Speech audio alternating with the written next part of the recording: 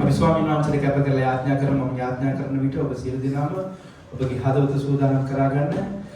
நாங்கள் அனைவரும் எழுந்திருந்து எங்களுடைய இருதயத்தை ஆண்டவருக்கு ஒப்பு கொடுப்போம்.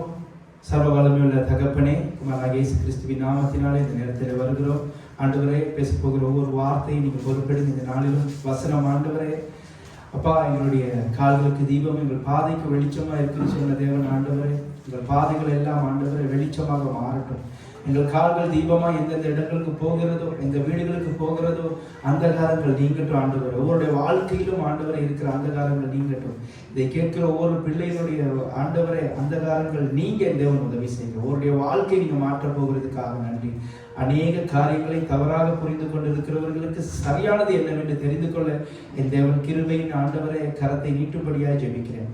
உடைய சர்வ வல்லமையுள்ள கரத்திலே சபையும் ஆண்டவரை, அதே போல் ஆண்டவரை இந்த பிரசங்கங்களை கேட்கிற ஊடகத்தினூடாக ஒவ்வொரு பிள்ளைகளுடைய கருத்தில் ஒப்பு கொடுத்து இயேசு கிறிஸ்து மூலம் கேட்கிற நல்ல பிதாவே, ஆமென். நாங்கள் கரங்களை தட்டிக்கொண்டே அமர்ந்து கொள்வோம். பார்த்து வளர்ச்சி විසාවකෙනෙක්ම වාඩි වෙමු. ස්වාමීන් වහන්සේගේ අභිමුඛයේ පැමිණ සිටින ඔබ සියලු දෙනාවත් ඒ වගේම මාධ්‍යාර අප සමග එකතු වෙනවා. சாமி කෙනෙක් මේ ආදරෙන් පිළිගන්නවා. வந்திருக்கிற உங்கள் அனைவரையும், அதே போல ஊடகத்தினூடாக இணைகிற எங்கள் அனைவரையும் இயேசு கிறிஸ்துவின் நாமத்தினாலே அன்போடு வாழ்த்தி வரவேற்கிறேன். අපි දැනගන්න ඕනේ සමහර දේවල් බයිබලයේ ලියලා තිබෙන්නේ අපිට දැනගන්න පුළුවන් විදියට. வேதத்தில் ஒரு சில காரியங்கள் எழுதப்பட்டிருக்கிறது எங்களுக்கு புரிந்து கொள்ளக்கூடிய விதத்தில். அதுக்காக நீங்க நினைச்சிடக்கூடாது வந்து வேதம் தவறானதுன்னு சொல்லி நினைச்சிடக்கூடாது. තේරුණාද? බයිබලේ කවදාවත් වැරදි නෑ. දෙවියන් වහන්සේ වැරදෙන්න දෙන්නේ නෑ. බයිබලේ බොරුවට ලියලා නෑ. හොඳට මතක තියාගන්න. දෙවියන් වහන්සේ ඒකට ඌමනා තරමට කාලය අරගෙන ලස්සනට ඒ කතුරුවරයන්ව දේව ආත්මයෙන් යොමු කරලා තමයි මේවා ලියලා තියෙන්නේ. දේව ආවියනෝடாக தான் இதெல்லாம் எழுதப்பட்டிருக்கு. 2 தீமோத்தேயு 3:16 வாசிங்க பாப்போம்.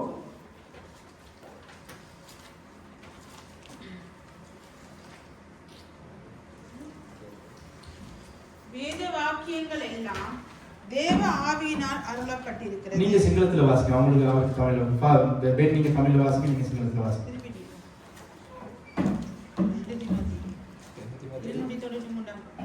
2 தீமோத்தேயு 3:16 வேத வாக்கியங்கள் எல்லாம் தேவ ஆவியினால் அருளப்பட்டிருக்கிறது. நல்லா கேட்டுக்கொள்ளுங்க. ஆண்டவர் இந்த இடத்துல சொல்றது பழைய ஏற்பாட்டை குறித்து தான் சொல்றாரு. சரியா?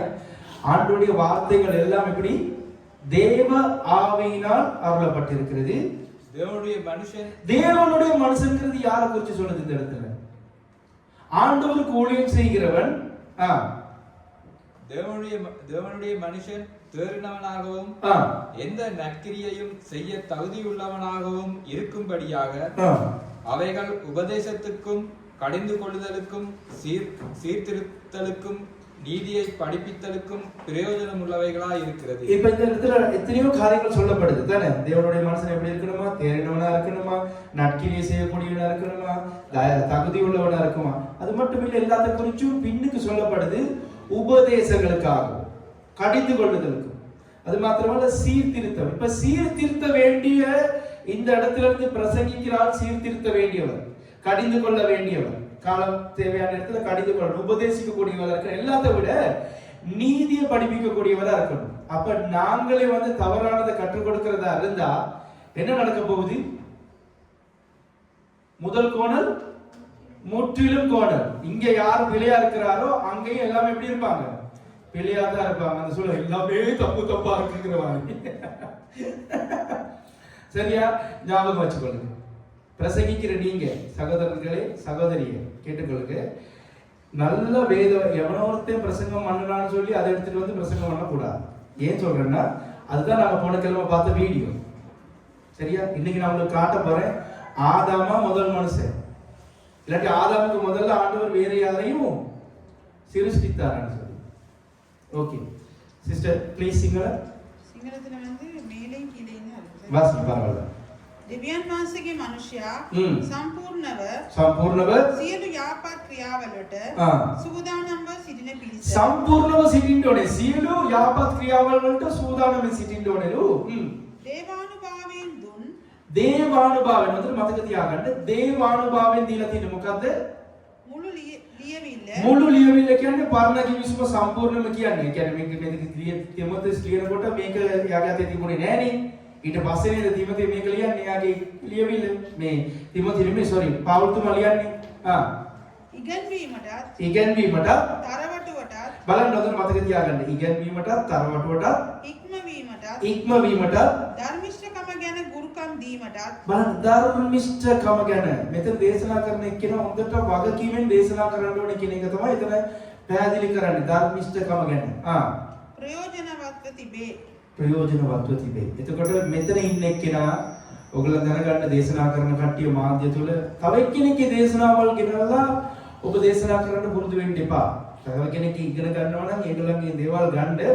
නමුත් ඔබ දෙවියන් වහන්සේගේ අභිමුඛයේ ඉඳලා ස්වාමිනී ඒ සමග ඔබ මාත් එක්ක කතා කරන්න. මම මොනවද දෙන්න ඕනේ? මම මොනවද ඔබගේ මුඛයක් විදිහට දේශනා කරන්න ඕනේ කියලා දෙවියන් වහන්සේගෙන් අහන්න. නැත්තම් ඔබ අරගෙන මේක වගකීමෙන් වටාගත්තේ නැත්තම් ඒගොල්ලන් බොරු කිව්වොත් ඒ බොරු ඔබත් කියන්න තමයි යන්නේ. අන්තිමට ඒක ඔබට මොනවද වෙන්නේ? ඔබටම කඩුවක් වෙන්න යනවා. හරි? ඉතින් අපි බැලුවා මාධ්‍ය තුල වීඩියෝ එකක් ගිය සතියේ ආදම් නෙමෙයි දෙවියන් වහන්සේ මැව්වා වූ පළවෙනි මිනිසයා කියලා අපි දේශනාවක් කරුවා. ඒක සම්පූර්ණයෙන්ම වැරදි. මම පෙන්නන්න යනවා වගකීමක් ඇතුව හේබ්‍රේ වලින් ඒ ආදම්ට මොනවද කියපු වචන මොකක්ද ඒ අකුරු දෙවියන් වහන්සේ ඊට ප්‍රථමින් මිනිසයා මවන්න ප්‍රථමින් මොනවද එතන දෙවියන් වහන්සේ තමන් තුළ කතා කරන්නේ දෙවියන් වහන්සේ කියන්නේ කවුද නේද? මේ හැම දෙයක්ම අපි බලන්න යනවා. අපි බෙල්ලගමු උත්පත්ති 4 වෙනි පරිච්ඡේදයට ආදියාගම 4வது அதிகாரத்தை திருப்பி வாசிங்க 16 16வது வசனத்தை வாசிங்க.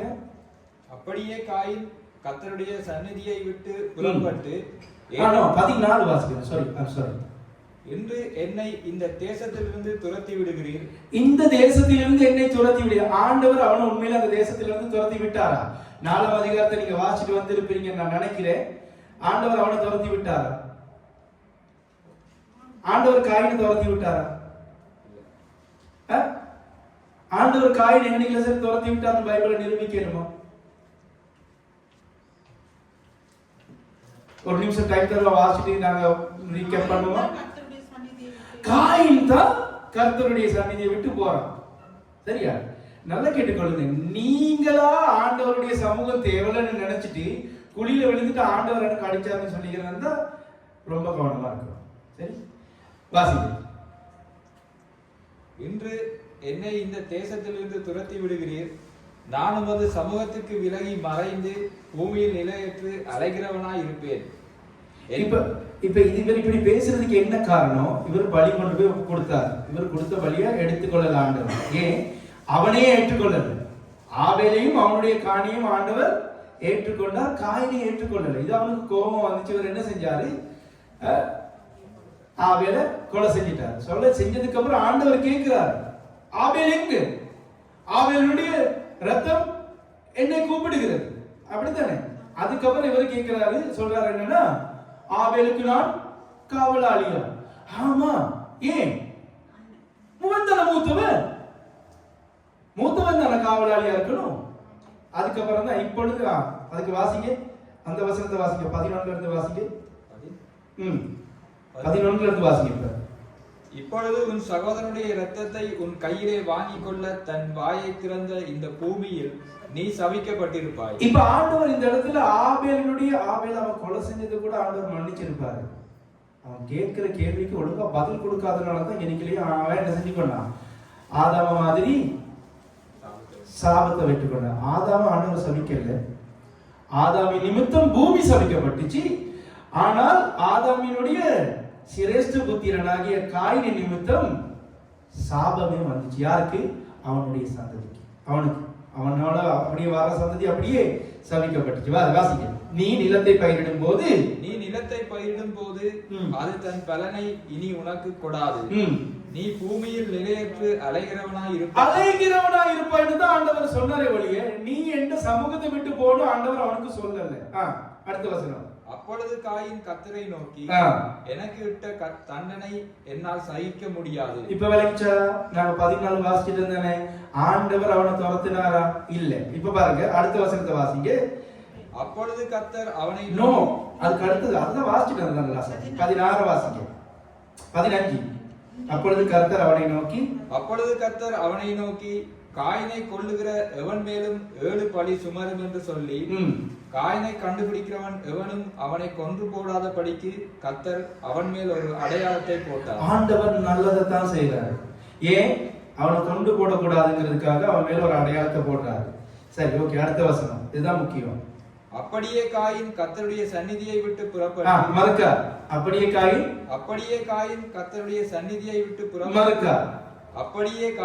கர்த்தருடைய சந்நிதியை விட்டு புறப்பட்டு ஓகே. இப்ப வளைச்சா யார் ஆண்டவருடைய சந்நிதியை விட்டு போறது? யார் ஆண்டவருடைய சந்நிதியை விட்டு போறது? இப்ப யார் ஆண்டவருடைய சந்நிதியை விட்டு போ நினைச்சிருக்குது?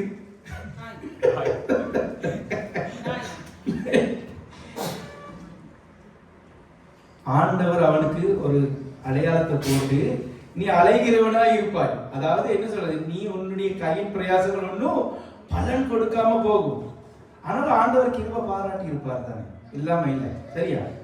ஆதாமேவாளை துரத்திட்டு ஆண்டவர் ஆதாமேவாளுக்கு தோளுடைகளை கொடுத்தாரா இல்லையா?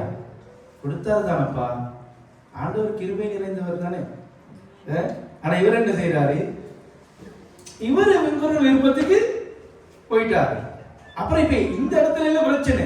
இப்ப இந்த இடத்துல சொல்லப்படுது என்னன்னா, என்னை கண்டுபிடிக்கிறவன் எவனும் என்னை கொன்று போடுவான். இதனாலதான் நிறைய பேர் என்ன நினைச்சுக்கிட்டு இருக்கிறாங்கன்னா, காயின் அதாவது ஆதாமுக்கு முதல்ல ஒரு சந்ததியை ஆண்டவர் உருவாக்கிட்டாருன்னு சொல்லி விளங்கிச்சா? இப்ப காயினை கண்டுபிடிக்கிறவன் எவனும் கொண்டு போடுவான்னா இருக்கிறது யாரு? இந்த இடத்துல ஆதாம் ஏவாள். அவங்க 2 பேர் யாரு? அவனுடைய அம்மா அப்பா. வேற யாரு இருக்கா? ஒருத்தர் இருந்தா யாரவே ஆபேல், அவனை கொண்டு போட்டுட்டான். இப்ப யாருக்கா பேலன்ஸா? காயின் மட்டும்தான் இருக்கா. அப்ப ஆண்டவர் வேறொரு சந்ததியை உருவாக்கி இருக்கணும் இல்லையா? அப்படிதான் எங்களுக்கு விளங்கும். அத வார்த்தையோட ஒப்பிட்டு பார்க்கணும். வைரத்தாலதான் இருக்கணும். சும்மா போயிட்டு இது பண்ணலாம். அடுத்த வசனத்தை பாருங்க. காயின் அப்படி என்ன, நான் இதை தமிழே சொல்லி முடிச்சுட்டு வர, அப்பதான் நல்லா இருக்கும் சிங்களத்துக்கு. இப்ப எங்க போனாரு? நோத் தேசத்துக்கு போயிட்டார். அவர் போயிட்டு அங்க ஒரு கிழக்கிலே காயின் கர்த்தருடைய சந்நிதியில் புறப்பட்டு ஏதேனுக்கு கிழக்கான நோத் என்னும் தேசத்திலே குடியிருந்தார். காயின் தன் மனைவியை அறிந்தார். எங்க இருந்துடா காயினுக்கு மனைவி வந்தா? இப்ப காயினுக்கு எங்க இருந்து மனைவி? இப்ப உங்ககிட்ட கேட்கிறாங்க வைங்க, சகோதரர்களே, பிரசங்கியார்களே, ஒரு காலத்துல நான் பிரசங்கம் பண்ணதுக்கு பயப்பட்டதுக்கு காரணமே இதுதான். வந்து பிரசங்கம் முடிஞ்சிட்டு போற நேரம், கீழே போற நேரம் யார் சரி வந்து ஒரு கேள்வியை கேட்டாங்கன்னா, பிரதர் இது ஒரு சொல்லித்தாங்கன்னு சொல்லி எங்க போயிட்டு சொல்றது?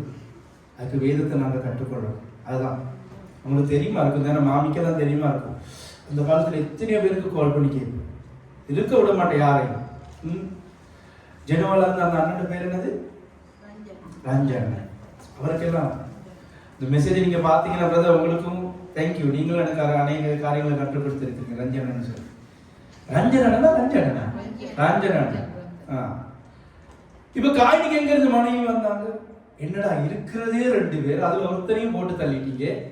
பிறந்தது 2 தானே. ஆதியாகமம் 3ஆம் அதிகாரம் 4ஆம் அதிகாரத்தை வாசிக்கிறோம். ஆதாம் ஏவாளை அறிந்தான். ஹலோ, ஐ அம் ஆதாம், அவங்க ஐ அம் ஏவாள். 2 பேரும் அறிந்து கொண்டா அவங்களுக்கு எப்படிதான் புள்ள பிறந்துச்சுன்னு தெரியாது. சரியா? பிறந்தது யாரு? காயின். அதுக்கப்புறம் ஆபேல். ஆபேல காயின் போட்டு தள்ளிட்டார். இப்ப எங்க இருந்து பிள்ளைங்க வந்துச்சு? உட்காருங்க.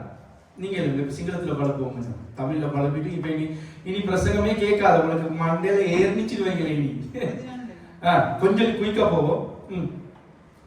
14 வாசிங்க. බැලුව මැනව කොයිද බලන්න කියන්නේ? ඔබ වහන්සේ අද දවසේ භූමි තලයෙන් මා එළමුසේක. දැන් දෙවියන් වහන්සේ කායින්ව එළවුවද? නෑ. මමද ඔබ වහන්සේ ඉදිරියෙන් සැකවෙන්නෙමි. පොළවේ පලා යන්නෙක්ද? තනින් තන යන්නෙක්ද වන්නෙමි. තවද මා සම්බ වෙන කවරෙක් නොමුත් මා මරන්නේ යයි කිය. දැන් මෙයා මෙතන අර මාව සොයාගන්න එක්කෙනා මරයි කියන හේතුව මත මෙයා මොනවද කරන්නේ? දෙවියන් වහන්සේගේ මෙයා තමයි බලාගෙන යන්නේ මිසක් දෙවියන් වහන්සේ මෙයාව එයාගේ අභිමුඛයෙන් එහෙම නැත්නම් දෙවියන් වහන්සේගේ ඉදිරියෙන් හෙළෙව්වේ නැහැ. අපි උඩ ඉඳලා කියමු. 11 වසන්ත වාසිකේ මම මේකේ කාරණාවල් කියන්නම්. කායින් ආබෙල් යනවා පූජාව ඔප්පු කරන්න. දෙවියන් වහන්සේ ආබෙල්වත් පිළිගත්තා, ආබෙල්ගේ පූජාවත් පිළිගත්තා. කායින්ව පිළිගත්තෙත් නැහැ. කායින්ගේ පූජාව පිළිගත්තෙත් නැහැ. එහෙම තමයි බයිබලයේ කියන්නේ. ඊට පස්සේ මොනවද කරන්නේ? කායින්ට මොනවද? කෝපය ආව. ඇයි මම කුළුදුලා එක පැත්තකින්. මම දෙන්න ඕනේ දේ දෙවියන් වහන්සේ ගත්තේ නැහැ කියලා එයාට මොනවද වුනේ? කේන්ති ගියා ආබෙල්ව මැරුවා. ආබෙල්ව ප්ලෑන් කරලා මැරුවේ නැහැ. ගාන්න නැති උට දන්නවද මේ වෙලාවේ මරණය කියන්නේ මොනවද කියලා? දන්නේ නැහැ. ගාන්න නැති ඌ මැරුණා. වාසිකේ දැනුදු නුඹේ අතින් නුඹේ සහෝදරයාගේ ලෙය පිළිගන්නා පිණිස මුඛයේ ඇරියා වූ භූමියෙන් නුඹ ශාප ලද්දෙක්ය. නුඹ භූමියේ වගා කරන කල මෙතෙන් පටන් ඇගේ සාරවත්කම නුඹට නොදන්නීය. දැන් ආදම්ව දෙවියන් වහන්සේ ශාප කරේ නෑ. ආදම් කර්ම කොටගෙන පොළොව ශාප කරා. නමුත් මෙතන කායින් කරපු දේ නිසා ඒ කියන්නේ මිනිස්යාගේ ලේ ගැන දෙවියන් වහන්සේ වගකීමක් ගන්න නිසා මෙයා මොනවද කරේ? දෙවියන් වහන්සේ අසනවා ආබෙල්ගේ ලේ මාව කතා කරනවා. මගේ අභිමුඛයට ආවා. කෝ ආබෙල් කියලා ආන වෙලාවේ මෙයා මොනවද කියන්නේ? මගේ සහෝදරයාට මම කාවඩාලිය සිංහල වාසික 10வது වසරේ என்ன சொல்லுது 11வது வசனம் தான் இல்ல 9வது வசனத்துல இருக்கு சாரி சிங்களத்துல பாருங்க 9ல මේ සහෝදරෝ ආබෙල් කොහෙදයි කායින්ට කීසේක මොකද මම නොදෙනිමි මම මාගේ සහෝදරයාගේ රැකවලාද රැකවලාද කියලා අහනවා. මේ දෙවියන් වහන්සේ ඒ වෙලාවේ පුදුම කේන්තියක් ගිය වෙලාවේ තමයි මොනවද කරන්නේ? මෙයාව ආබෙල්ට කරපු අපරාධය නිසා. ඇයි ආබෙල්ට එවැනි අපරාධයක් කරන්න බෑ? ආබෙල්ව රැකවල් කරන්නනේ කවුද? කායින්. ඇයි? කායින් තමයි කුළුදුලා. ඒතකොට මොනවද කරන්නේ? දෙවියන් වහන්සේ ශාප කරනවා. කාවද? කායින්ව ශාප කරනවා. ඒ නිසා මෙයාට ඕන දෙවියන් වහන්සේ මෙතන කිව්වා නුඹ වපුරනවා. නමුත් ඒක නුඹට පළ දෙන්න යන්නේ නැහැ කියලා දෙවියන් වහන්සේ එළිදරව් කරලා ඊට පස්සේ තමයි දෙවියන් වහන්සේ මෙයා කියන්නේ. මෙයා තමයි දෙවියන් වහන්සේගේ අභිමුඛයෙන් පලාගෙන යන්නේ. වාසික. දැන් ඊළඟ පද තමයි වැදගත් අපිට. 15 වාසික. දෙවියන් වහන්සේ සලකුණක් දැම්මා 16 කියවන 16 කියවන. කායින් ස්වාමින් වහන්සේ ඉදිරියෙන් පිටත්ව ගොස් ඒදෙන් පෙරදිග නොත් දේශයේ වාසය කළේය. දැන් මෙයා තමයි දෙවියන් වහන්සේගේ අභිමුඛයෙන් පලාගෙන යන්නේ. හරිද? බලන්න මෙතන ඉඳලා ඔයගොල්ලෝ වගකීමෙන් අහන්න 15 වාසික.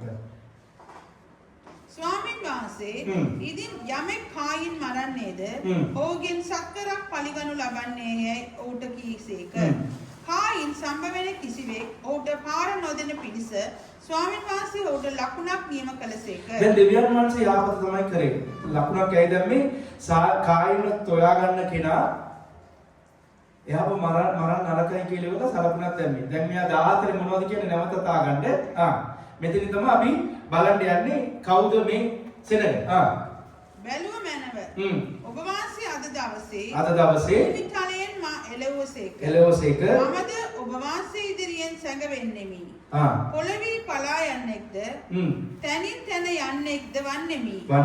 තවද මා සම්බ වෙන කවරෙක් කියනකොට අපි හිතා ගන්නවා මේ ආදම්ටත් කලින් නේද? දෙවියන් වහන්සේගේ මැවිල්ල වූ මුල් මැවිල්ල කවුද? පළවෙනි මැවිල්ල කවුද?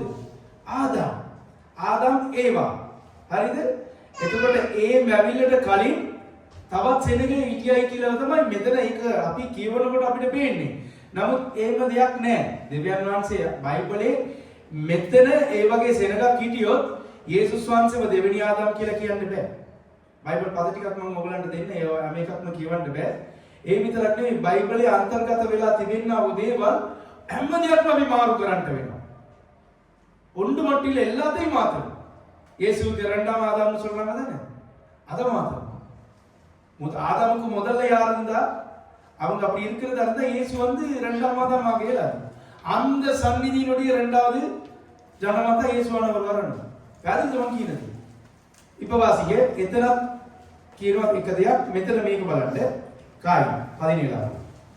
කායින් තමාගේ භාර්යාව හැඳින්නේය. දැන් බලන්න කායින්ට කොයින්ද භාර්යාවක් ආවේ?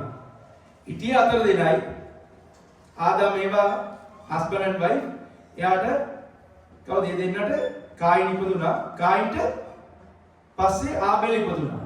දැන් කායින් ආබෙල්ව මැරුවා කී දෙනෙක්ද? 3 දෙනා ඉතුරු වෙන්නේ. කවුද? ආදාම ඒවා කායි. ඒතර කායින්ට කොයින්ද කියන්නේ කායි? එක්කෝ අම්මත් එක්ක එකතු වෙලා ළමයි හදන්න ඕනේ. දෙවියන් වහන්සේ එවැනි අවජාතක කිරීමක් කරේ නැහැ. தன் தாயினோட இசைந்து தன் தாயோட இசைந்தவன் யாரு? அங்க இருக்குது பின்னுக்கு கூஷ் நிம்ரோட் அப்படி ஒரு கதை இருக்குது. அதை உங்களுக்கு பார்க்கலாம். நோவாவினுடைய காலத்திற்கு பிறகு சேம் காம் அவனுடைய சந்ததியில வருவான். கூஷ் நிம்ரோத்தை பெற்றான்னு சொல்லி அந்த நிம்ரோத் தன் தாயோட தான் என்ன செய்வார்? பிள்ளைகளை பெற்றுக்கொள்வார். அந்த பக்கத்துக்கு போக வேண்டாம். ඒ නිසා එවැනි දෙයක් කරේ නැහැ. එතකොට කායින්ට කොයින්ද භාවනාවක් ආවේ? හරි? දැන් මේ පරීක්ෂණය මේන්ම ඔයගොල්ලෝ කියවනකොට හතරවෙනි පරීක්ෂණය කියවනකොට කායින්ගේ පරම්පරාව ගැන කියනවා කියලා එකපාරට එනවා දෙවියන් වහන්සේගේ සේනාව. බලන්න මේ පදේ පොඩක් කියවුවොත් තමයි අපිට ඒ තුලින් අන්තර්ගත වෙලා තිබෙන දේවල් බලලා ඉතුරු ටිකට යන්න පුළුවන්. වාසික 25 වසන්ත இன்னும் ஆதாம் தன் மனைவியை அறிந்தான். அவள் ஒரு குமாரனை பெற்று காயின் கொலை செய்த ஆபேலுக்கு பதிலாக தேவன் எனக்கு வேறொரு புத்திரனை கொடுத்தார் என்று சொல்லி அவனுக்கு சேத் என்று பெயரிட்டார். சேத் என்று பெயரிட்டார்கள். வாசிக்க සිංහලදල ආදාම් නැවත තමාගේ භාර්යාව හැඳින්නේය. ඈ පුත්‍රයෙකු වදා ඔහුට සෙත් යන නම තබුවේය. දැන් මෙතන මේක ඕනද මේ පදේ? මේ පදේ ඕනද? ඕනේ නැහැ. හරි. ඕනේ නැහැ කියලා අපි කිව්වොත් ඒක ඕනේ නැහැ තමයි. ඕනේ කියලා නිසා තමයි දෙවියන් වහන්සේ ඉල්ලලා තියෙන්නේ. දැන් මේ මෙතනින් පස්සේ අපිට පේන්නේ තව පදයක්. ඊළඟ පදේ. වාසික අර්ථද? சேத்துக்கும் ஒரு குமாரன் பிறந்தான். அவனுக்கு ஏனோஸ் என்று பெயரிட்டான். ஏனோஸ் என்று பெயரிட்டார்கள்.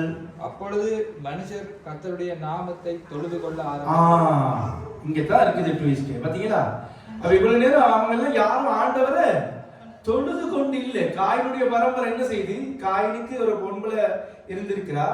அந்த காயினுடைய பொம்பளையோட பிறக்கிற லாமேக்கா இருக்கலாம், ஏனோக்கா இருக்கலாம், மேகுயவேலா இருக்கலாம், என்னது மத்த பேர் என்னது மெத்சுசவேலா இருக்கலாம்.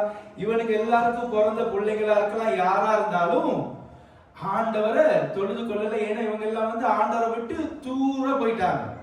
ஆனாலும் ஆதாமுக்கு இன்னொரு புள்ள பிறக்குது. யாரு? சேத். சேத்துக்கு பிறந்த இன்னொரு பிள்ளை நிமித்தம் தான் என்ன நடக்குதுன்னா அவர்கள் கர்த்தரை மறுபடி தொழுது கொண்டார்கள். வாசிங்க. சேட்டு புத்திரයෙක් උපන්නේය. நோ, அதுக்கு முதல்ல பின்னும் ஆதாம் 25. ආදාම් නැවත තමාගේ භාර්යාව හැඳින්නේය. ඈ පුත්‍රයෙකු වදා ඔහුට සෙත් යන නම දැන් තබුවාය. ඇයි මේක ලියන්න ඕනේ? හරි. ඊළඟ පදේ අපි කියවනකොට තමයි අපිට තේරෙන්නේ. අක්ෂද කායින් ආබේල් මැරුවෙයින් ඔහු වෙනුවට දෙවියන් වහන්සේ මට වෙන වංශයක් නියම කර දුන්සේකයි කිව්වා. ඒකත් වටිනවා. ඊට පස්සේ සේට පුත්‍රයෙක් උපන්නේය. ඔහු ඒනෝස් යන නම ඔහුට තැබිය. සේත්ගේ පුතාගේ නම ඒනෝස්. එකල මිනිස්යෝ ස්වාමීන් වහන්සේගේ නාමය කියා යාඥා කරන්න පටන් ගත්තා. දැන් මෙතනින් පස්සේ තමයි සේත්ගේ පරම්පරාවෙන් පස්සේ තමයි මොනවද කරන්නේ? දෙවියන් වහන්සේට නැවත নমස්කාර කරන්න එහෙම නැත්නම් යාඥා කරන්න පටන් ගත්තේ. දෙවියන් වහන්සේව සොයන්න පටන් ගත්තේ. ආදම් මේව ඉන්නවා මරන්නේ නෑ තවත්. තේරුණාද? ආදම්ට අවුරුදු කීයද සෙත් ඉපදෙන්නේ? 400 போன கிழமை தான சொல்லி கொடுத்தேன். 5வது அதிகாரத்துல வாசிங்க. 4வது வசனத்துல என்ன சொல்ல போறே? பதக்கி வகை நிப்பா வாடி வெட்டு. டைம் பத்தாம போகுලාටි.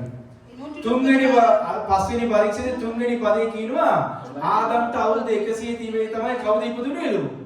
සෙත් ඉපදුනේ. එතකොට සෙත් ඒනෝස් ඉපදුනේ අවුරුදු කීයද?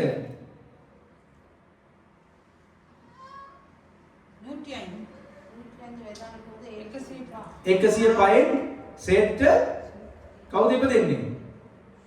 ඒනොස් ඉපදෙනවා. එතකොට තමයි මොනවද වෙන්නේ? දෙවියන් වහන්සේව නැවතත් ඔවුන් নমස්කාර කරන්න පටන් ගත්තා. එතකොට ආදම් ඒවල්ගෙන් පස්සේ ආදම් ඒවල්ට මේ දෙන්න විතරක් නෙවෙයි, කායින් ආබෙල් විතරක් නෙවෙයි, තවත් ළමයි ඉපදුනා. ඒක තමයි අපිට පස්වෙනි පරීක්ෂණයේ වගකීමෙන් දෙවියන් වහන්සේ লীලා තිබෙන්නේ මොනවද? අවුරුදු 930ක් ආදම් ජීවත් වෙලා ළමයි ලෝකෙට බී කරා. අද වසන්ත මඩ වාසිය සිංහලத்தில் குமாரனையும் குமாரத்திகளையும் பெற்றான். வாசிங்க. சேத் ஏனோசை பெற்ற பின்பு இல்ல ஆதாமை குறித்து தான் சொல்றேன். ஆதாம் சேத்தை பெற்ற பின்பு மூன்றாவது ஆதாம் சதி நாலாவது வசனம். ஆதாம் சேத்தை பெற்ற பின் 800 வருஷம் உயிரோடு இருந்து குமாரரையும் குமாரத்திகளையும் பெற்றான். 800 வருஷம் அவன் உயிரோட இருந்து குமாரன் குமாரத்திகளை தான் பெற்றான். வேற ஒன்றையும் செய்யல. வாசிங்க.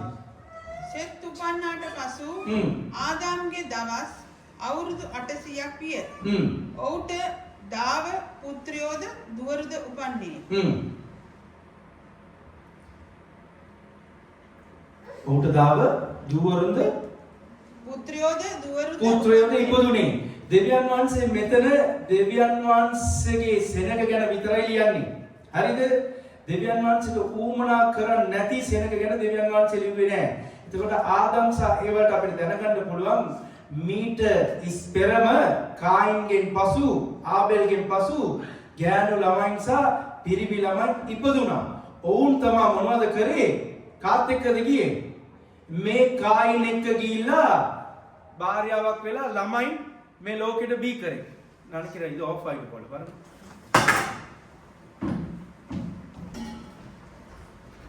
ஹalleluya. ஓகே. பேட்டரியில தான் பிரச்சனை நினைக்கிறேன். Okay, no problem. Cain Abel பிறந்ததுக்கு அப்புறம் அவங்களுக்கு பிள்ளைகள் பிறந்தாங்க. பிறக்காம இருக்கல.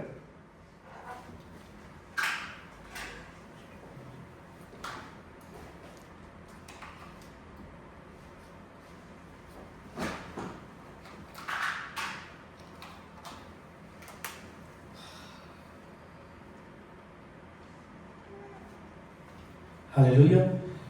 காயின் ஆபேல் பிறந்ததுக்கு அப்புறம் பேட்டரியில தான் பிரச்சனை. காயின் ஆபேல் பிறந்ததுக்கு அப்புறம் அவங்களுக்கு பிள்ளைகள் பிறந்தாங்க. ஆனா ஆண்டவர் அதை எழுதுறதுக்கு விருப்பப்படல. காயினுடைய சந்ததி வர்றதோட ஆண்டவர் அந்த இடத்துல சொல்றாரு என்ன? பின்னும் ஆதாம் தன் மனைவியை அறிந்தான். ஆண்டவருடைய சந்நிதி சேத்துக்கிற புள்ள பிறக்கிற நேரம் என்ன நடந்துச்சு? அவன் ஆண்டவரால நியமிக்கப்பட்டவனா இந்த பூமிக்கு பிறக்கிறான். அதுக்கப்புறம் ஆண்டவருடைய நாமத்தை அவங்க தொழுது கொள்றாங்க. சேத்கியனாව පුද්ගලයා දරුවා ඉපදුනා පස්සේ சேத்கியனாව දරුවාගේ උපතේ අර්ථකථන වෙන්නේ මොනවද? කැප වුණු පුද්ගලයා. நியமிக்கப்பட்டவனுக்கு என்ன சொல்றது? නියම කළා වූ පුද්ගලයා. එහෙම නැත්නම් උට කියනවා ෆවුන්ඩේෂන්. අඩිතලම. දෙවියන් වහන්සේට නැවත මේ සෙනගව ගොඩනගන්න කවුද අඩිතලමක් විදිහට ඉපදුනේ? සේත්ගේ පස්සේ ඒනොස් ඉපදුනා. ඒනොස්ගේ කාලේ නැවත මොනවද කළේ? දෙවියන් වහන්සේගේ නාමය වුන් নমස්කාර කරන්න පටන් ගත්තා. මේ දෙන්නට කලින්ම ආදාම ඒවට තව දරුවෝ හිටියා. ඒ දරුවන් ගැන දෙවියන් වහන්සේ ලියවන්න කැමති වුණේ නැහැ. ඒ නිසා තමයි අපිට දකින්න පුළුවන් කොතනරි මේ දරුවන් ගැන ලියලා තියෙනවද නම්? නෑ. කොතරම්වත් උත්පත්ති 5 වෙනි පරීක්ෂණේ නම් දෙවියන් වහන්සේට උවමනා කරනා වූ සෙනගගේ නම් විතරයි ලියලා තියෙන්නේ. ஆண்டவருக்கு தேவையான பிள்ளைகளுடைய பெயர்களை மட்டும்தான் ஆண்டவர் எழுதி வச்சிருக்கிறார். சரியா? எங்களுக்கு ஆபிரகாமனுடைய கதையில அதை பார்க்கலாம். ஆபிரகாமை தான் ஆண்டவர் எடுத்துட்டு போறாரு. நாகோர் எந்த பக்கத்துல சரி எடுத்துட்டு போனாரா? ஆரோன் எடுத்துட்டு போனார். ஆரான இல்ல. ஆண்டவருக்கு தேவையான சந்ததி ஆண்டவர் எடுத்துக்கிட்டு போறாரு. அந்த மாதிரி ஆதாம் மூலமா யார் ஆண்டவரை மறுபடியும் ஆண்டவரை தொழுது கொள்ள ஆரம்பிச்சாங்களோ அவங்களுடைய பரம்பரை ஆண்டவர் மறுபடியும் கூட்டி சேர்க்கிறாரு. ආදම් තුලින් දෙවියන් වහන්සේව නැවත කවුද ගොඩනගන්න? ආබෙල් හිටියා. ආබෙල්ව මැරුවා. එතනින් පස්සේ කවුරු දෙවියන් වහන්සේව සොයන පුද්ගලයන් නොනේ නැහැ. ඒක තමයි මම ඔයගලන්ට කියලා දුන්නේ. නෝවාගේ කාලය කියන්නේ නෝවා එන්නකොටම මේ සෙනඟ කොහොමද හිටියේ? பாபෙන් පිරීලා හිටියේ. காய்க்கு வேற உலகத்துல இருந்து இப்ப ஆதாமுக்கு ஆண்டவர் தன்னுடைய விழா எலும்புல இருந்து ஏவாளை கொடுத்தாரு. காய்க்கு எங்க இருந்துடா வந்தாங்க? சில பேர் சொல்லுவாங்க தேவ தூதர்கள் விழுந்து போன தேவ தூதர்களுக்கு வேற வேலையே இல்லையா? சரி, இப்ப இந்த வசனம் உங்களுக்கு வந்து இதை எனக்கும் புரிஞ்சு கொள்வது கஷ்டமா தான் இருந்துச்சு. ஆனா சேத்துடைய பெயருடைய அடித்தளம் என்ன? அந்த வார்த்தையினுடைய அர்த்தம் என்னது? அடித்தளம், பேஸ்மெண்ட். அவனுக்கு அப்புறம் ஏனோஸ் தொழுது கொள்ளுகிறான். சரியா? அந்த எபிரேயர்களுக்கு தெரியும், எங்களுக்கு தான் புரிஞ்சு கொள்ள கஷ்டமே வழிய எபிரேயர்களுக்கு தெரியும். சரி, நாங்க இந்த வசனத்துக்கு போவோம். இப்ப ஆதாம் வந்து எப்படி சிருஷ்டிக்கப்பட்டார் அதுதான் முக்கியம். ஆதாம ஆண்டவர் வந்து எப்படி சிருஷ்டிக்கிறார்? மண்ணினால சிருஷ்டிக்கிறாரு. இப்ப ஜீவ சுவாசத்தை ஊதுறாரு. சரியா? ஆண்டவர் ஆதாம சிருஷ்டிக்கிறதுக்கு முதல்லயே ஆண்டவர் தனக்குள்ள அவர்கள் 3 பேரும் டிஸ்கஷன் பண்றாங்க. சரி, நாங்க ஆதியாகமம் 1ஆம் அதிகாரம் 26வது வசனத்துக்கு வாங்க.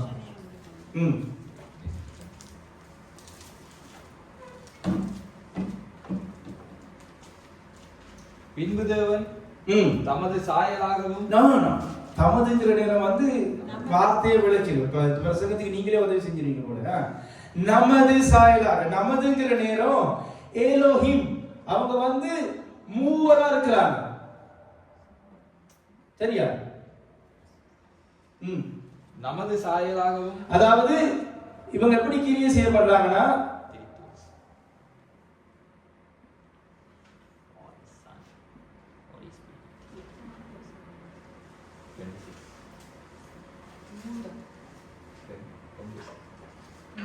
பிதா, குமாரன், பரிசுத்த ஆவியானவர்ங்கிற இந்த திரித்துவமாக அவங்க செயல்படுறாங்க. ஏலோஹிம்.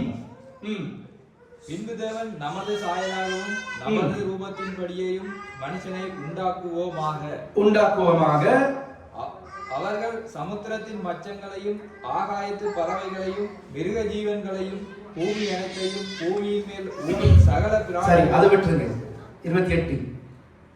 பின்பு தேவன் அவர்களை நோக்கி. இப்ப முதலாவது வசனம் என்ன சொல்லுது?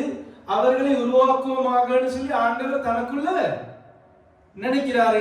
இவங்க 3 பேரும் சேர்ந்து ஏலோஹிம் தேவன், பிதா, குமாரன், பரிசுத்த ஆவியாகிய திருத்துவ தேவன் தனக்குள்ள நினைச்சு கொள்றார். உருவாக்குவோமாக.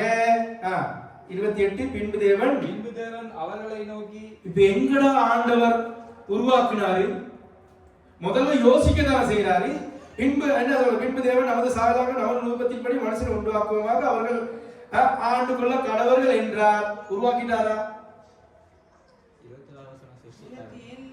இல்ல, நான் கேட்கிறேன் 26வது வசனத்தை சிருஷ்டித்தாரா? சரி, 27வது வசனத்தை வாசிங்க. 27 வாசிங்க. 27 இருக்குதுங்கிறீங்களா? தேவன் தம்முடைய சாயலாக மனுஷனை சிருஷ்டித்தார். அவனை தேவ சாயலாகவே சிருஷ்டித்தார். ஆணும் பெண்ணுமாக அவர்களை சிருஷ்டித்தார். பின்பு தேவன் அவர்களை நோக்கி, நீங்கள் பலகி பெருகி பூமியை நிரப்பி அதை கீழ்ப்படுத்தி. சரி, ஓகே. அது அந்த வசனத்தை நீங்க வாசிங்க. 26 வாசிங்க, 27 வாசிங்க. ஒன்னு ஆகන්න දැන් පළවෙනි පරීක්ෂණයේ අපි දන්නවා දෙවියන් වහන්සේගේ සිතුවිල්ල. ත්‍රිත්ව දෙවියන් වහන්සේ එලෝහිම් කියන්නේ ත්‍රිත්ව දෙවියන් වහන්සේට පියාණන් වහන්සේට පුත්‍රයාණන් වහන්සේට සුදාත්මයන් වහන්සේට කියන්නේ කියවන්න. තවද දෙවියන් වහන්සේ අපගේ ස්වරූපයෙන් අපගේ සමානත්වයේ ලෙස මනුෂ්‍යයා සාදම්ව. ඔව් මූදේ මත්සේ අපගේ කියනකොට අපිට දැනගන්න පුළුවන් එතන ත්‍රිත්ව දෙවියන් වහන්සේ ඉන්නවා. ඊළඟ කොටස 27. දෙවියන් වහන්සේ තමන් ස්වරූපයෙන් දෙවියන් වහන්සේ කියනකොට මේක තමයි. හරිද? අපේ කියනකොට එලිදරව් කරනවා.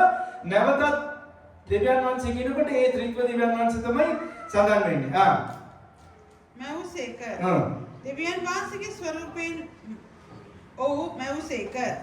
පුත්‍රයාද ස්ත්‍රියද කොට ඔවුන් මෞසේක. හරි. දැන් මෙතන දෙවියන් වහන්සේ ආදාම ඒවව මවලා ඉවරයිද?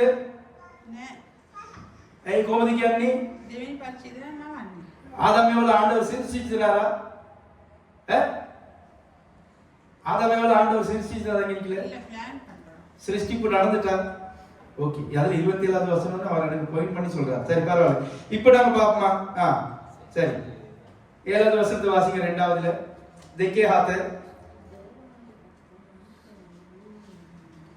2 क्विक टाइम ले දෙවියන් වහන්සේ स्वामी वो දෙවියන් වහන්සේ දැන් මෙතන මේක වෙන කෙනෙක් කරන්නේ.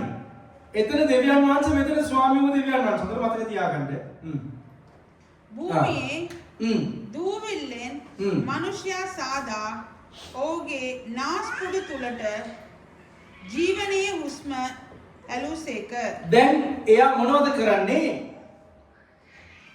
මෙතන ඕන් තුන්දෙනාම කතා වෙනවා. කොහොමද කරන්න යන්නේ කියන එක නලා කෙටිකොලක. කොහොමද කතා වෙන්න යන්නේ, කොහොමද කරන්න යන්නේ කියලා කතා වෙනවා. දැන් මෙතන දෙවියන් වහන්සේද කියලා තියෙන්නේ නෑ. ස්වාමී වූ දෙවියන් වහන්සේ. එතකොට කොහොමද කියන්නේ? මේකට ඒලෝහිම් නම් ඊළඟ කොටස යෙහෝවා. බලන්න யாஹ்வே දෙවියන් වහන්සේ. හරි? வாசி. தேவனாகிய கர்த்தர் மனுஷனை பூமியின் மண்ணினாலே உருவாக்கி ஜீவ சுவாசத்தை அவன் நாசியிலே ஊதினார். மனுஷன் ஜீவாத்மாவானான். මේක තමයි අර හීබ්‍රු වචන හේලෝහිම් කියන්නේ. இப்போ யார் அவனுக்கு உருவாக்குனார்? தேவனாகிய. எங்க இருந்து கர்த்தர் வந்தாரு? இப்போ முதல் அதிகாரத்துல உருவாக்கிட்டான்னு சொன்னீங்க. இப்பதான் நம்ம ஆண்டவர் மண்ணில உருவாக்கி சத்தியம் ஒண்ணுமே விளங்குது இல்ல சார். இது உங்களுக்கு விளங்காது. ஏன்? ஆண்டவர் உங்களுக்கு விளங்கப்படுத்துறதுக்கு தான் ஒரு சிலரை வச்சிருக்கிறாரு. இப்ப நான் உங்களுக்கு நீங்க சொல்லி தரத நீங்க தொடர்ந்து படிக்கிறீங்கன்னா உங்களுக்கு விளங்கும். எங்களுக்கு விளங்காம தான் கேள்வி கேட்டு கற்றுக் கொடுக்கிறவங்க கிட்ட ஏன் தேவன் வந்தார் முதல்ல, அதுக்கப்புறம் ஏன் தேவனாகிய கர்த்தர் வராரு இங்கே கேட்போமா இல்லையா? கேட்டனே சொல்லி தந்தாங்களே, எத்தனை பேர் சொல்லி தந்தாங்க. இப்ப දෙවියන් වහන්සේ ප්‍රථමයෙන්ම සිතුවිල්ල ඔවුන් තුල ඇති වෙනවා. ඔවුන් නගන්න ඕනේ කියලා ප්ලෑන් කරනවා. කොහොමද කරන්න යන්නේ කියලා ඔවුන් කරලා ඉවරලා දැන් මොනවද කරන්නේ? යාහ්වේ දෙවියන් වහන්සේ තමයි ඒගොල්ලන්ව මවන්නේ. කවුද මේ යාහ්වේ දෙවියන් වහන්සේ? මෙයා තමයි යේසුස් ක්‍රිස්තුස් වහන්සේ. හරි. දැන් කොහොමද ඒක හදන්නේ? ඔව් මවන්නේ කොහොමද? எப்படி அவனை உருவாக்குறாரு? භූමියේ දූවිල්ලෙන්. பூமியின் மண்ணினால். දැන් මීට ප්‍රථමින්ම දෙවියන් වහන්සේ තව පුද්ගලයෙක්ව මවලා තිබ්බොත් එයා මෙච්චර වේගස දරන්න ඕනේ නෑ. එතකොට ආදාම්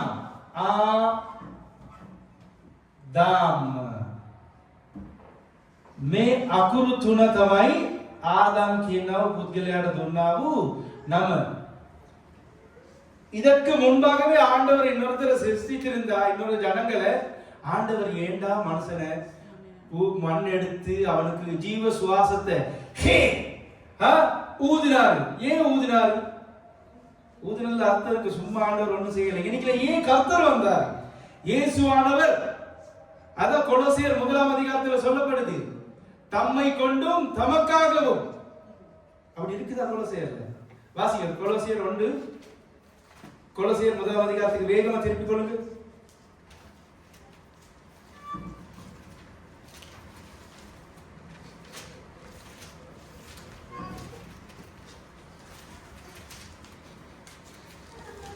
இருபத்தி 16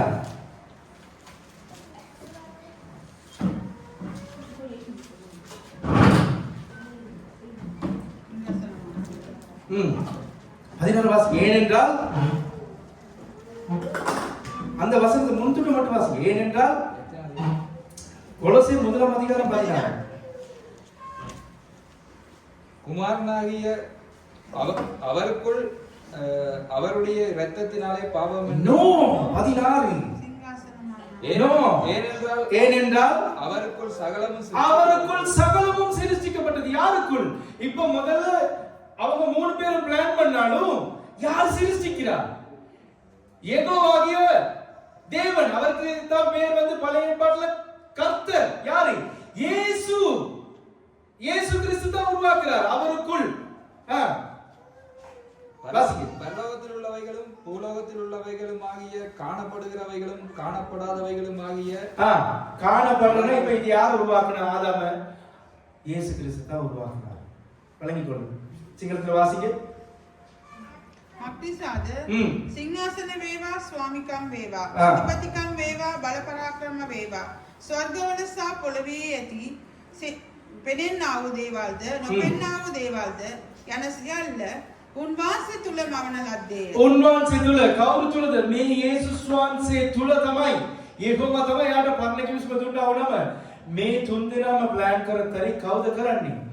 එයා තමයි කරන්නේ. දැන් මේ ආදම් කියන්නේ ඇවිල්ලා නමද? නෙමෙයි. ආදම් කියන ඒ නමට අර්ථකථනය වෙන්නේ මිනිස්සයා. ඒ මිනිස්සයාගේ නම නෙමෙයි. මනුස්ස වර්ගයට මනු කුලத்துக்கு எப்படி சொல்றது? ආදම්. දැන් දෙවියන් වහන්සේ මෙතන යේසුස් වහන්සේ මොනවද කරන්නේ? ආලෙෆ්, දාලෙත්, මෙම් කියනවා. මේ අකුරු තුන තමයි ආදම්. මේ ආලෙෆ් වලට අර්ථකථන තියෙනවා, ඩාම් වලට අර්ථකථන තියෙනවා, මෙම් වලට අර්ථකථන තියෙනවා. ආදම් කියනකොට මොනවද කරේ? ත්‍රිත්ව දෙවියන් වහන්සේ එකතු කළා තමයි හදන්නේ. උත්පත්ති 1:26 නවකත් කියවන්න. பின்பு தேவன் நமது சாயலா நமது யாருடைய வாசிங்க தமிழ்ல. பின்பு தேவன் தமிழ்ல ராசாத்தி அவங்கள பாக்குறீங்க. பின்பு தேவன் நமது சாயலா நமதுங்கிற நேரம் மூவர் அடங்கணும் ஆதாமுக்குள்ள. இந்த பாத்துக்கொள்ளுங்க. ஆலேஃப்ங்கிறது வந்து தேவனை குறிக்கும். சரியா? தேவன். அவருடைய தாம்ங்கிறது வந்து blood.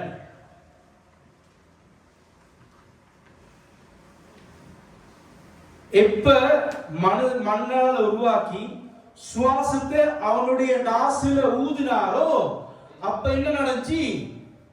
தேவனுடைய சுவாசம் அவனுடைய சரீரங்களுக்குள்ள போன கைக்கு அவன் ஜீவாத்மாவானான். அவனுக்குள்ள ரத்தம் பிறப்பிக்கப்பட்டது. ரத்தம் ஊடுருவி ஒவ்வொரு அங்கங்களுக்குள்ள செயல்பட்டுச்சு. அதனால தான் ஆண்டவர் ஆபேலினுடைய மரணத்தை குறித்து அவ்வளோ வைராக்கியமா கேட்கிறார். ஏன் உங்களுக்கு ஆண்டவர் சொல்றாரு கொலை செய்யாதிருப்பாயாக? ஆண்டவர் இன்னொருத்தர கொலை செய்ய விருப்பப்படல. நோவாக்கு எல்லாத்தையும் முடிஞ்சதுக்கு அப்புறம் என்ன சொல்றாரு? நீங்க சகலத்தையும் சாப்பிடலாம், ஆனா மாம்சத்தை தன் ரத்தத்தோடு. ஏன்? மாம்சத்தின் ரத்தம் எங்க உயிர் இருக்குது? ரத்தத்துல தான் உயிர் இருக்குது. ஆலிஃபாகிய தேவன் தன்னுடைய ரத்தத்தினாலே யார் உருவாக்கினார்? ஆதாம் உருவாக்கினார். அப்ப ஆதாம் தான் முதல் மனுஷன். வாசிங்க சிங்களத்துல. நமது 1:26 තවද දෙවියන් වහන්සේ අපගේ ස්වර්ග අපගේ කියනකොට ත්‍රිත්ව දෙවියන් වහන්සේ එකතු වෙන්න ඕනේ. මෙතන ආලෙෆ් කියන්නේ දෙවියන් වහන්සේ, ඩාම් කියන්නේ මේ අකුරු දෙක එකතු කරොත් දෙවියන් වහන්සේගේ ලේ. දෙවියන් වහන්සේ මොනවද කරේ? මිනිස්යාව දූවිල්ලෙන් හදලා ඉවරලා දූවිල්ල නැගිටලා ආවේ නෑ. හරිද? මොනවද කරේ දෙවියන් වහන්සේ? ළඟට ගිහිල්ලා ගාලා ඉවරලා Tamanගේ උස්ම දුන්නා. ඒ උස්ම ඇතුල් වෙනකොට මොනවද වුනේ? මේ ලේ ගමන් කළා. මිනිසයා ජීවනය ලබා ගත්තා. ඒ නිසා තමයි මිනිසයාට දෙවියන් වහන්සේ කියන්නේ මරන්න කැමති වෙන්නේ නැත්තේ. කායින් ආබෙල්ව මරුවන් පස්සේ ආනවා දෙවියන් වහන්සේ ආබෙල්ගේ ලේ මාව කතා කරනවා. ලෝකෙම දෙවියන් වහන්සේ විනාශ කරලා ඉවරලා නෝවට කියන්නේ මොනවද? නුඹලා ඕන දෙයක් කන්න පුළුවන්, නමුත් මාංශය රුධිරයත් එක්කලා කන්න එපායි කියලා. ඇයි? ජීවනයේ කොයිද තිබෙන්නේ? ජීවනයේ තිබෙන්නේ මේ රුධිරය තුල. ඒ විතරක් නෙවෙයි. ආලෙෆ් කියන්නේ දෙවියන් වහන්සේට. හරිද? ආලෙෆ් කියන්නේ Lord. නෑ God. දාලෙත් කියන්නේ ස්වාමීන් වහන්සේගේ என்ன சொல்றது? வாசல், டோர். මෙම් කියන්නේ water. මම කියන පද ටික විතරක් අරගෙන කියවන්න. ඊට පස්සේ මම මේ තුන ත්‍රිත්ව දිව්‍යන් වහන්සේට කියලා ඔබට පෙන්නනවා. උපාගමම් 6:4 වාසිය. 6:4 ආරංචා.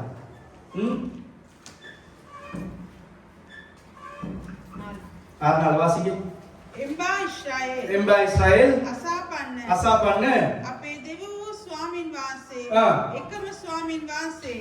මේ ඒ කියන්නේ ඔවුන් තුන්දෙනා එකට ඉන්නේ. ගෝඩ් කියනකොට ඔවුන් තුන්දෙනාම එකතු වෙනවා. හරිද? ඒක තමයි දෙවියන් වහන්සේගේ පළවෙනි දේ. කියවන්න. யோவான் 10 யோவான் 10 9 நானே வாசல்.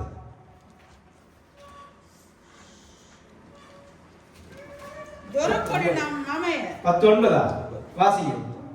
දොරකොඩ නම් මමය. යමෙක් මා කරන කොටගෙන ඇතුල් වේද.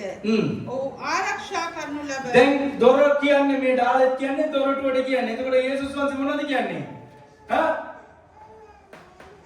මම තමයි දොරටුව. එක කියන්නේ අපි හැම තැනට හැම වෙලෙම පියාණන් වහන්සේට තමයි මුල් තැන දෙන්නේ. හරිද? දොරකොඩ කියන්නේ කවුද? යේසුස් වහන්සේ. யோவான் 4:14 இந்த மூணு வார்த்தைகளை திருப்பிக் கொள்ளுங்க வாசிங்க. மா දෙන වතුරෙන් ඔබ මා දෙන වතුරෙන් බොන කවරෙකුට නොමුත් කිසි කලක පිපාස නොවන්නේය. මම දෙන වතුර බිව්වොත් මේ සමහර කාන්තාවට කියනවා මම දෙන වතුර සුද්ධ ආත්මයන්න් වහන්සේ ගැන කතා කරනවා මෙතන යේසුස් වහන්සේ. ඒක බීපු කෙනාට කවදාවත් පිපාසයක් ඇති වෙන්නේ නැහැ. පියාණන් වහන්සේද පුත්‍රයන්න් වහන්සේද සුද්ධ ආත්මයන්න් වහන්සේ මේ තුන් දෙනා එකතු කරපු පුද්ගලයා තමයි කවුද? ආදම්. ඒ නිසා තමයි යේසුස් වහන්සේට දෙවෙනි ආදම් කියලා කියන්නේ. ආදම් පළවෙනි මිනිසයා, දෙවියන් වහන්සේ දෙවෙනි මිනිසයා විදිහට ඇවිල්ලා පළවෙනි මිනිසයා තුලින් ලෝකෙට පාපය ආවා. දෙවෙනි මිනිසයා වන යේසුස් වහන්සේ තුලින් ලෝකෙට ගැලවීම ආවා. வாசிக்கிறா சரி இத நான் தமிழ்ல சொல்றேன், நீங்க வாசிக்க வேணாம். உபாகமம் 6:4 என்ன சொல்றது? இஸ்ரவேலே கேள், உன் தேவனாகிய கர்த்தர் ஒருவரே கர்த்தர். அவர்தாங்க முதல்ல பிதாவாக வெளிப்படுறார். முதலாவது பிதா. இரண்டாவது யோவான் 10:9 என்ன சொல்றது? நானே வாசல், நானும் வாசல் அல்ல, நானே வாசல். ஒருவன் எனக்குள் பிரவேசித்தால் உள்ளும் புறமும் சென்று மேய்ச்சலை கண்டடைவான். அதுக்கு முதல்ல போட்டிருக்கிற சத்தியம் ரட்சிப்பை பெறுவான்னு சொல்லி அதை வாசிக்கொள்ளுங்க. யோவான் 4:14 என்ன சொல்றது? நான் கொடுக்கும் தண்ணீரை குடிக்கிறவனுக்கு ஒரு காலம் தாகம் வராது. பரிசுத்த ஆவியானவர் கொண்டு சொல்றாரு. பிதாவாகிய தேவன், குமாரனாகிய இயேசு கிறிஸ்து, பரிசுத்த ஆவியானவராகிய திரித்துவ தேவனால் உருவாக்கப்பட்டவன் தான் யாரு? ஆதாம். இந்த ரெண்டு வசனத்தை மட்டும் வாசிட்டு நாம முடிப்போம். நல்ல நேரம் இன்னைக்கு அவங்களும் வரல, திருப்பிக் கொள்ளுங்க. 1 கொரிந்தியர் 15:22 இது கவனமா வாசிங்க. 1 கொரிந்தி 5:22 අපි සාම කෙනෙක් නැගිට සිටින්න. வேகமா வாசிக்கலாம் சார். இது ரெண்டு மக்னிசாத ஆதாம் තුල සියල්ලන් මරුණාක් මෙන්ම ක්‍රිස්තුස් වහන්සේ තුල සියල්ලෝම ජීවත් කරනු ලබන. ආදම් තුල කොයිද මරුනේ? ආදම්ට දෙවියන් වහන්සේ මරණය තිබ්බේ නෑ. ආදම් පාපෙට වැටුණ නිසා මරණය ආවා. එතකොට ආදම්ට ප්‍රථමින් මිනිස්යන් මේ ලෝකේ දීවිලා තිබ්බොත් ඔවුන්ට මරණයක් තියෙන්න බෑ. හරිද? යේසුස් වහන්සේ මේ පොළොවට එන්න ඕනේ නේ. මාධ්‍ය තුල බලන් ඉන්නාව ඔබටත් කියන්න. රැවටෙන්න එපා. ආදම් තුලින් මරණය එනවායි කියලා වල පොතන දෙවියන් වහන්සේ කිව්ව උත්පත්ති 2:17 කිව්වා. මේ ගයන් කන විට නුඹ ඒකාන්තයෙන් නැසිට යනවා කියලා කෑවා. මරණය උරුම කරාගත්තා. ආදම් 930 මරුණා. තේරුණාද? නමුත් යේසුස් වහන්සේ එයාව කන විට අපිට මොනවද ලැබෙන්නේ? මාගේ රොටියේ පංගුකාරයන් මොනවද ලැබෙන්නේ යන්නේ? ජීවනයේ නැවත ජීවනය ලබා ගන්නවා. අපිට මරණයක් නැහැ. யோவான் 4:12 என்ன சொல்றது? அந்த என்னை விசுவாசிக்கிறவன் மரித்தாலும் பிழைப்பான். எந்தது இல்ல 14 ஞாபகம் வருது இல்ல. මට හරියට මේ පදේ මතක නැහැ.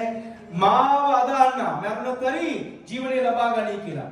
ඔතන මතක තියාගන්න ආදම්ට ප්‍රථමින් ලෝකෙන මිනිසුන් බිහි වෙලා තිබ්බොත් යේසුස් වහන්සේ මේ පොළොවට ආවේ බොරුවක් වෙනවා. ඇයි? ඔවුන්ට මරණයක් නැහැ. ආදම් තුලින් මරණය ලෝකෙට ඇති වුණා. යේසුස් වහන්සේ තුලින් මරණය නැති කළා. අද මොනටයි මරණය තියෙනවද? කවදාවත් නැහැ. ආදාමුக்குள் மரணம். நீங்க 1 கொரிந்தியர் 15 அதிகாரத்தை திருப்புறீங்களா? வாசிங்க 22. ஆதாமுக்குள் எல்லோரும் மரிக்கிறது போல ஆதாமுக்குள் எப்படி எல்லோரும் மரிக்கிறோம்? ஆதாமுக்குள்ள பாவம் வந்துச்சு. ஆண்டவர் ஆதியாகமம் 2:17 கறி சாப்பிட வேண்டாம்னு சொன்னார். ஆண்டவர் பாவத்துல விழுந்தவன் என்ன கேட்கிறாரு? நீ நிர்வாணி என்று யார் உனக்கு அறிவித்தது? நான் சாப்பிட வேண்டாம் என்று விலக்கிய கனியை சாப்பிட்டாயோ? மரணத்தை ஏற்படுத்தி கொண்டாரு. ஆண்டவர் சரீர மரணத்தை கொடுத்து அவரை வெளியே போட்டாரு. இயேசுக்குள்ள என்ன நடக்குது? ஆதாம் செய்த அந்த பாவத்து நிமித்தம் இயேசுவானவர் மரித்து எங்களுக்கு ஜீவனை கொடுத்திருக்கிறார். எங்களுக்கு மரணம் இருக்குதா? எங்களுக்கு மரணம் இருக்குதா? பூமிக்குரிய மரணமும் எங்களுக்கு இருந்தாலும் நாங்க எழுப்பப்படும் 1 தெசலோனிக்கேயர் 4ஆம் அதிகாரத்தின்படி. சரி, அடுத்த வசனத்தை வாசிங்க. 15:45 45வது வசனம். அதிலே 45. அந்தபடியே முந்தின மனுஷனாகிய ஆதாம் 1 கொரிந்தியர் முந்தின மனுஷனாகிய முந்தின மனுஷன்டா. இதுக்கு முதல்ல யார் சரி இருந்தா இயேசுவானவர் பவுலை விட்டு இப்படி எழுத வேண்டிய அவசியம் இல்லை. பவுல மாதிரி ஒரு பிலோசபி அது மாத்திரமல்ல தியோலஜியன் யாருமே இல்லை. இயேசு கிறிஸ்துவோட எந்த பேதுருவை விட யோவானை விட பவுல் பெரிய காரியங்களை செய்தவர். அந்தபடியே முந்தின மனுஷனாகிய ஆதாம் ஜீவாத்மாவானான். ஜீவாத்மா அவனுக்கு மட்டும்தான் ஆண்டவருடைய சுவாசத்தை கொடுத்தாரு என்று எழுதி இருக்கிறது. என்று எழுதி இருக்கிறது. எங்க? ஆதியாகமம் 1:26 சொன்னது 2:7 ஆண்டவர் செஞ்சார். பிந்தின ஆதாம் உயிர்ப்பிக்கிற ஆவியானவர். பிந்தின ஆதாம் உயிர்ப்பிக்கிற ஆவியானவர் யார்? இயேசு கிறிஸ்துவானவர். வாசிங்க 1 கொரிந்தியர் 15:45. நல்ல காது கொடுத்து கேளுங்க. கடைசி இன்னொரு வசனம் நீங்க திருப்பி கொள்ளுங்க. 1 தீமோத்தேயு 2:13. நீங்க 1 கொரிந்தியர் 15:45. එලෙසම පළවෙනි මනුෂ්‍යයා පළවෙනි මනුෂ්‍යයා ආදාම් ජීවමාන ප්‍රාණයක් ගුණයයි ඇයි තිබේ. දෙවියන් වහන්සේ තුලින් තමයි ආ ජීවමාන වුනේ. යා ක්ලේ එකක් විදිහට ඇදුවා. දෙවියන් වහන්සේ තමයි ජීවණය දුන්නේ. අන්තිම ආදාම් කියලා දාලා තිනවා. දෙවෙනි ආදාම් කියලා එන්න ඕනේ. ජීවනදායක ආත්මයක් විය. කවුද? අපේ යේසුස් ක්‍රිස්තුස් වහන්සේ. ආමේන්. අන්තිම වචන අපි කියවලා අවසන් කරමු. 1 තිමෝතේයු 2:13. 1 தீமோத்தேயு 2:13. இதுல இருந்து நல்லா விளங்குதுடா. பைபிள் பக்கத்தையே திறக்கறீங்க இல்லன்னு சொல்லி 1 தீமோத்தேயு 2:13. எண்ணத்தினாலெனில் முதலாவது ஆதாம் உருவாக்கப்பட்டான். நல்லா கேட்டுக்கொள்ளுங்க. முதலாவது ஆதாம் எப்படி உருவாக்கப்பட்டான்? மண்ணினாலே உருவாக்கப்பட்டான். ஜீவ சுவாசத்தை பெற்றான். ஆண்டவருடைய சாயலிலே உருவாக்கப்பட்டான். ஹalleluya. ஆண்டவருக்கு எழுப்பி கை தட்டுவோமா? நல்லா கேட்டுக்கொள்ளுங்க. ஆதாமுக்கு முதல்ல ஒரு சந்ததி இருந்துச்சு. காயினுடைய மனைவி வேறொரு சந்ததி. நீங்க யார்கிட்ட போயிட்டு சொல்றது? கள்ள உபதேசங்கள் எப்படி வருதுன்னு பார்த்துக்கொள்ளுங்க. வாசிங்க. வாசிங்க. எண்ணத்தினாலெனில் முதலாவது ஆதாம் உருவாக்கப்பட்டான். பின்பு ஏவாள் உருவாக்கப்பட்டான். இவங்க 2 பேருக்கு மட்டும்தான் உருவாக்கப்பட்டான்னு சொல்லணும். ஏன்? மத்தவங்க எல்லாம் பிறந்தவங்க. இவங்க 2 பேர் மட்டும்தான் தேவனுடைய கரங்களினால் உருவாக்கப்பட்டவர்கள். வாசிங்க. මක්නිසාද පළමු කොට ආදාම් පසුව ඒවාද සාදනු ලැබිය. සාදනු ලැබිය. මමනු ලැබිය. සාදනු ලැබිය. මොකද සිංහලෙන්? ආදාම් තමයි දෙවියන් වහන්සේගේ දෑත් වලින් මවනු ලැබුවේ. දෙවියන් වහන්සේ මැව්වා. ඔබ දන්නවා ආදාම් ඒවා විතරයි දෙවියන් වහන්සේ මැව්වේ. කායින්ගේ පරම්පරාවේ ආවේ ඔක්කොම ඉපදුනා. එවනම් දෙවියන් වහන්සේ ආදාම්ට ප්‍රථමින් සෙනගක් ඇති කරයි කියන්නේ ආදාම් නෙවෙයි පළවෙනි මැව්ව මැවිල්ල කියනවා නම් 1 කොරින්ති 15 22යි 45යි ඒ විතරක් නෙවෙයි 1 තීමෝතේයු 2:13 ඔක්කොම අපි අර විසික් කරන්නේ අන්තිම වචනය. மல்கியா 2:4 நினைக்கிறேன். அவர் ஒருவனை அல்லவா படைத்தார். அழகா சொல்றான். மல்கியா சொல்றார். வாசிங்க. அவர் ஒருவனை அல்லவா படைத்தார். அவன் மூலமாகத்தான் முழு உலகத்துக்கு என்ன வரணும்னு எதிர்பார்த்தாரா? பக்தியுள்ள சந்ததி. வாசிங்க. 4:2.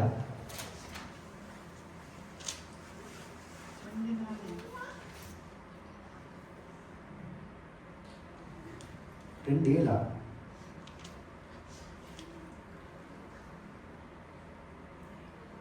பாருங்க இந்த இடத்துல இருக்குன்னு சொல்லி அவர்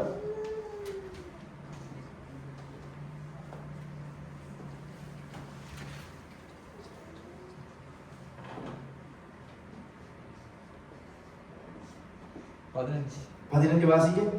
அவர் ஒருவனே அல்லவா படைத்தார். இந்த வசனங்கள் எல்லாத்தையும் அப்படின்னா வேதத்திலிருந்து என்ன செய்யணும்? எடுத்து போட்டுணும். ஆதாமுக்கு முதல் ஒரு சந்ததி உருவாகுன்னு சொல்லி யாராவது உங்களுக்கு பிரசங்கம் பண்ணா இந்த வசனங்கள் எல்லாம் என்ன செய்யுதுன்னு சொல்லி கேட்கணும் நீங்க. ஆவி அவனிடத்தில் பரிபூரணமாகி இருந்ததே. பின்னை ஏன் ஒருவரை படைத்தார்? தேவபக்தி உள்ள சந்ததியை பெரும்படி தானே. அதனாலதான் அந்த மத்த வசனங்கள் எல்லாம் எழுதி இருக்குது. சேத்னு இன்னொரு குமாரனையும் பெற்றார். அதுக்கப்புறம் ஏனோஸ்ங்கிற பிறந்ததுக்கு அப்புறம் என்ன செஞ்சாங்க? ஆண்டவரை தொழுது கொள்ள ஆரம்பிச்சாங்க. கடைசி அந்த வசனத்தை வாசிங்க. ආත්මේ ඉතිරි කොටස උන්වහන්සේ තිබුණු නොමුත් උන්වහන්සේ එකෙකු නොසේදුසෙක්ද එකෙක්ව නෙවෙයිද බැවුවේ කියලා ඉවරලා ආදාම තමයි බැවුවේ. ආදාම තුලින් තමයි එකෙකු සේදුවේ මක් නිසාද? උන්වහන්සේ භක්තිවන්ත වංශයක් දෙවියන් වහන්සේ බලාපොරොත්තු වුණා. ඔව්තුල මොනවද තිබුණේ? ඒ උස්මේ සම්පූර්ණයෙන් තිබුණා. ආත්මේ සම්පූර්ණයෙන් තිබුණා. අද කවුරුරි ඔබට උගන්වනවා නම් මතක තියාගන්න ඕක ව්‍යාජයෙන් ගෙරුවීමක්. මම වැඩිපුර මේ තුලට යන්න කැමති නෑ. හරිද? අපි ස්වාමීන් වහන්සේට ස්තුති කරලා අවසන් කරමු. ස්වාමීන් වහන්සේ අපිට දීලා තිබෙනවා දේව වචනය උගන්වන්න යහපත් ගුරුවරයෙක්. ඒ නිසා ස්වාමීන් වහන්සේ අපි දැනගන්න ඕනේ දෙවියන් වහන්සේ ඇයි මිනිස්යාව වැලි වලින් සාදලා උස්මිය දුන්නේ? තමන්ගේ ස්වරූපෙට තමන්ගේ සමානත්වයට ඇයි නැවුවේ කියලා. එහෙමනම් දෙවියන් වහන්සේ මේ ලෝකේ තවත් සෙනගක් බී කරලා තිබෙනවා නම් ආදාම්ට ප්‍රථමයෙන් ඒවා දෙවියන් වහන්සේගේ මැවිල්ලක් නෙමෙයි වෙන්න ඕනේ. එහෙමනම් දෙවියන් වහන්සේ ඉඳලා වැඩක් නැහැ. දෙවියන් වහන්සේට කලින් කෙනෙක් මවන්න පුළුවන් නේද මේ? අපි ස්වාමීන් වහන්සේට ස්තුති කරලා අවසන් කරමු. ඔබට බොහෝ ප්‍රේම කරනවා ස්වාමීදානනි. ඔබ දුන්නා මේ අනර්ග දවසේ නිසා අපට ස්තුති කරනවා. ආදාම් තමයි ප්‍රථම මනුස්සයා කියලා ස්වාමීනි අපට ඔබගේ මුල් භාෂාවෙන් උගන්වලා තියෙන නිසා ස්තුති කරනවා. නැත්නම් අපිත් අද මේ ව්‍යාජ තුල ඉගෙනීම් තුලට ස්වාමීනි අපිත් ලක් වෙලා අපගේ මාර්ගය අපි වරද්දවාගෙන ඇති. අපිට හරි මාර්ගය පෙන්වපු නිසා ස්තුති කරනවා. යෝහන් 10:9 කියනවා මමද ඒ දොරටුව කියලා. ඒ දොරටුව තුල අපි ඇතිල් වෙලා තියෙන නිසා ස්තුති කරනවා ස්වාමීනි. සෑම කෙනෙක්ම ඔබගේ බලගත් දයාතර බාර කරනවා. ආශිර්වාද කරන්න මඟ පෙන්වන්නේ. යේසුස් ක්‍රිස්තුස් වහන්සේගේ නාමයෙන්. ආමෙන් ආමෙන් ආමෙන්. ස්වාමී යේසුස් ක්‍රිස්තුස් වහන්සේගේ අනුග්‍රහයද පියෝ දෙවියන් වහන්සේගේ ප්‍රේමයද සුදාත්මයන් වහන්සේ මඟ පෙන්වීමද සහභාගීකමද සදාකල ඔබ සමග පැවැත්වේවා. கர்த்தராகிய இயேசு கிறிஸ்துவினுடைய கிருபையும் பிதாவாகிய தேவனுடைய அன்பும் பரிசுத்த ஆவியானவருடைய வழிநடத்தலும் ஐக்கியமும் சதாகாலம் உங்களோடு கூட இருப்பதாக. கரங்களை எடுத்து சொல்லுமா. என் ஆத்துமாவே கர்த்தரை ஸ்தோத்திரி, என் முழுவதுமே அவருடைய பரிசுத்த நாமத்தை ஸ்தோத்திரி. என் ஆத்துமாவே கர்த்தரை ஸ்தோத்திரி, கர்த்தர் செய்த சகல உபகாரங்களையும் மறவாதே. मागे आत्मे स्वामी मानस की प्रशंसा करें. मातुर ऐतिहासिक मानस की शुद्ध नाम की प्रशंसा करें. मागे आत्मे स्वामी मानस की प्रशंसा करें. उन्मान से कला प्रकार से आदर्शी नहीं बदला. आमीन आमीन आमीन. इस विदाई